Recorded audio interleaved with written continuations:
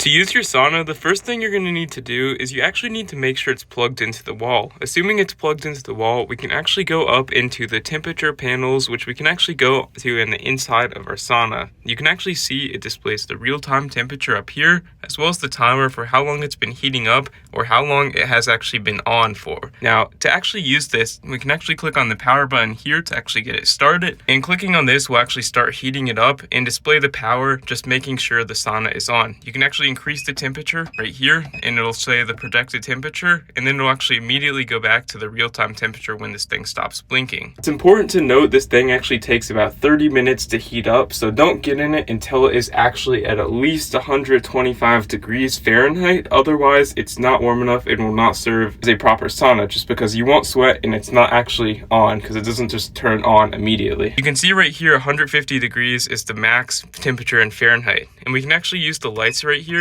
if you want to change to colors, turn off or on lights.